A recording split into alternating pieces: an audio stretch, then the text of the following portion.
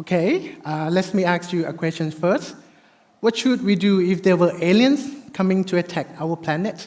Should we prepare for the fight, or should we send someone to negotiate for the peace? Actually, it's not that simple, as you might have seen in the movies. Aliens always just show up and attack us without warning. And it seems like we were going to lose at the beginning because we didn't know them and we didn't know what to do. So I believe to fight back, we might need to learn as much as possible about them. And that is what I'm doing. So fortunately, the gecko, the alien that I'm dealing with is not something from outer space. Let me introduce you to the alien house gecko. Now, it's the Asian's house gecko. And now you might smile and think that, oh, this is just a little cute and harmless creature. But don't let this creature fool you. This gecko has proof that it can cause a lot of problems, such as competing with local gecko, transferring disease and parasites, or being a pest in household. It is now one of the most widespread reptile species in the world, and it is still spreading. So in my thesis, I want to learn about the factors that help this gecko to disperse, especially in terms of behavior.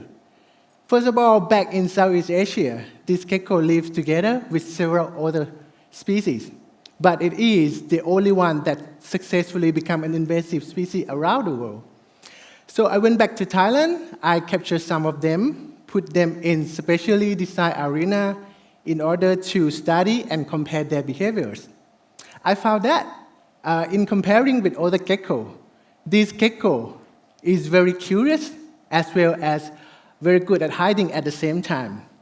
So next time when you go for vacation in Thailand, just make sure you check your bag carefully before you fly back here.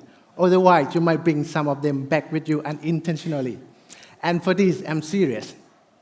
Actually, in Australia, this gecko have arrived for nearly a century, but it was previously restricted to the northern part of the country. It is now spreading south. So I want to understand how this gecko adapt to the cold climate of New South Wales. Behavior or physiology? So the next thing I'm going to do is I'm going to study the thermal preference, the thermal tolerance, and the thermal regulation behavior of the southern population in comparing with the northern population.